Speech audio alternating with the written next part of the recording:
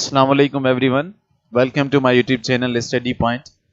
The previous lecture में असीं discuss कयो असीं topic types of numbers. हिनी lecture में असीं discuss कंदासीं same topic types of numbers या MCQs. So first number MCQ जेको असां वटि आहे उहो आहे why 1 is neither prime nor composite number. 1 जेको आहे prime या composite numbers में छो ना include कयो वेंदो. Answer because 1 is only one factor. छो त number जेको 1 आहे उनखे फ़क़त हिकु ई factor आहे 1. जॾहिं न प्राइम नंबर्स जा ॿ फैक्टर्स हूंदा आहिनि हिकु 1 ऐं ॿियो नंबर पंहिंजो पाण ऐं कंपोजिट नंबर्स जा ॿिनि खां वधीक फैक्टर्स हूंदा आहिनि त जेको 1 नंबर आहे उनखे हिकिड़ो ई फैक्टर आहे ॿिनि खां वधीक फैक्टर्स न थिया तंहिं करे कंपोजिट में बि इंक्लूड न कयो वेंदो आहे नंबर सेकेंड असां वटि एमसीक्यूज़ आहे dash is neither positive number नार नेगेटिव नंबर उहो कहिड़ो नंबर आहे जेको न ई पॉजिटिव आहे ऐं न ई नेगेटिव आहे ज़ीरो हिकु अहिड़ो नंबर आहे जेको न पॉजिटिव में इंक्लूड कयो वेंदो आहे ऐं न ई नेगेटिव में इंक्लूड कयो वेंदो आहे So answer in your thing 0. Number third MCQ is the letter Z for integer numbers comes from German word dash. जेको letter Z दे integer numbers के note करण लाइ असां यूज़ कंदा आहियूं वो जर्मन ॿोली जे लफ़्ज़ कहिड़े मां वरितल आहे आंसर ज़ालिन ZHLEN ज़ालिन जेको आहे जर्मन ॿोली जो लफ़्ज़ आहे जंहिं मां असांजो Z जेको आहे उहो वरितो वियो आहे Z stands for German word ज़ालिन. Number fourth MCQ is असां वटि आहे dash is the only even prime number. Dash is the only even prime number वो कहिड़ो नंबर आहे जेको इवन प्राइम नंबर आहे हिकिड़ो ई नंबर आहे 2 जेको ओनली इवन प्राइम नंबर आहे नंबर फिफ्थ एमसीक्यू असां वटि आहे prime are the factors of composite numbers त प्राइम नंबर्स जेके हूंदा आहिनि उहे फैक्टर्स हूंदा आहिनि कंहिंजा कंपोजिट नंबर्स जा आंसर ट्रू आहे या फॉल्स आहे ट्रू आहे कीअं ट्रू आहे उहो ईअं आहे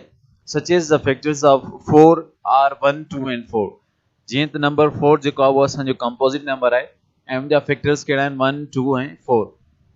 1 2 ऐं 4 टे फैक्टर्स आहिनि इन्हनि मां 2 जेको आहे असांजो छा आहे उहो प्राइम नंबर आहे त 2 जेको आहे उहो फैक्टर थी वियो कंपोजिट नंबर 4 जो त तंहिं करे असां चई सघूं था जेके प्राइम हूंदा आहिनि उहे फैक्टर्स हूंदा आहिनि कंहिंजा कंपोजिट नंबर्स जा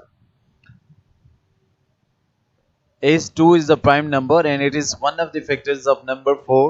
so it means prime numbers are the factors of composite numbers. Number 6 MCQs असां वटि आहे dash numbers are those numbers which have two distinct divisors one in number itself. उहे कहिड़ा नंबर आहिनि जिन जा ॿ मुख़्तलिफ़ डिवाइज़र्स थींदा आहिनि हिकिड़ो 1 ऐं ॿियो नंबर पंहिंजो पाण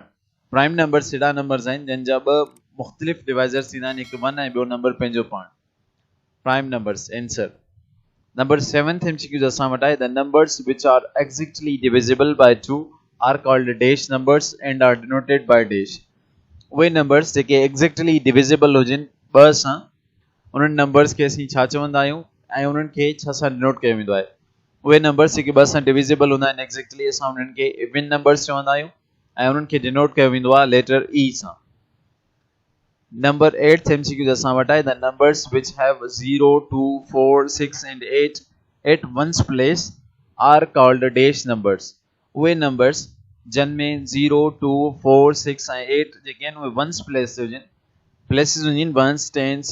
हंड्रेड्स थाउज़ेंड्स इहे जेके प्लेसिस हुजनि से सपोज 0 2 4 6 ऐं 8 अगरि असांजा वंस प्लेस ते अची वञनि कंहिं बि नंबर में त पोइ असीं चवंदासीं इहे जेके नंबर्स आहिनि असांजा कहिड़ा नंबर्स आहिनि even numbers answer is equal to even. Number 9th MCQ असां वटि आहे the whole numbers always start from number dash जेके होल नंबर्स आहिनि जिन खे असीं W से नोट कंदा आहियूं उहे कहिड़े नंबर खां हमेशह स्टार्ट थींदा आहिनि 0 खां. नंबर 10 MCQ असां वटि आहे natural numbers are also called dash numbers natural numbers खे असीं ॿियो छा चवंदा आहियूं नेचुरल नंबर्स खे असीं काउंटिंग नंबर्स बि चवंदा आहियूं natural numbers are also called counting numbers.